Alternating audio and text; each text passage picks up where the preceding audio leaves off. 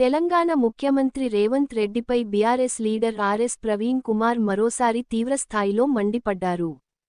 Formula ఈ racing కేసుపై RSP మరోసారి స్పందించారు.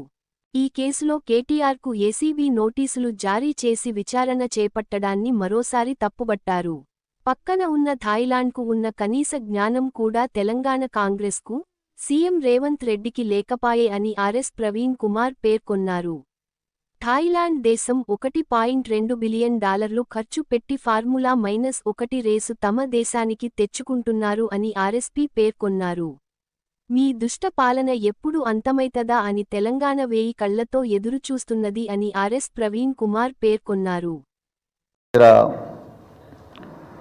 కార్యాలయంలో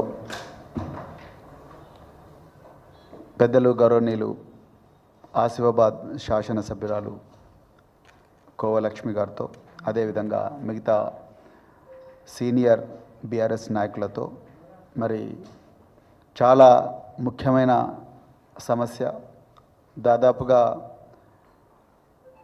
ఉత్తర తెలంగాణలో చాలా పేరెన్నికగన్న ప్రాంతమైన మరి ఆసిఫాబాదు, మిగతా అటవీ ప్రాంతాల్లో నివసిస్తున్న 7 లక్షల మంది గిరిజనుల జీవన్మరణ సమస్య మీద ఈరోజు పత్రికా సమావేశం పెట్టాలని అనుకున్నాం.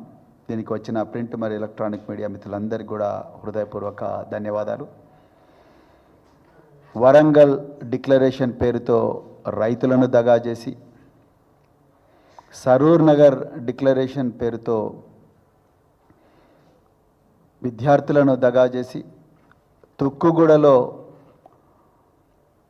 తెలంగాణ ప్రజలందరినీ కూడా 6 గ్యారంటీల మత్తుమందు చల్లి వాళ్ళను దగా చేసి, చేవెళ్ళ డిక్లరేషన్ పేరుతో మరి రేవంత్ రెడ్డి ఇప్పుడున్న ఏఐసిసి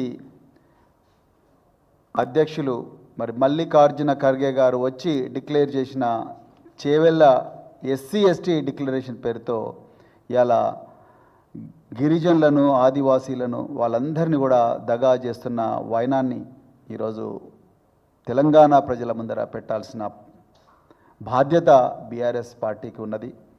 మరి మా నాయకులు, తెలంగాణ తొలి ముఖ్యమంత్రి, తెలంగాణ ప్రయోజనాలే గుండెలో పెట్టుకొని నిరంతరం జీవించే వ్యక్తి కేసీఆర్ గారు తెలంగాణలో అన్ని వర్గాలను అద్భుతంగా ప్రగతి పదం వైపు నడిపిస్తే, ఇవాళ రేవంత్ రెడ్డి గారు డిక్లరేషన్ల పేరుతో అందరినీ దగా చేసి లేటెస్ట్గా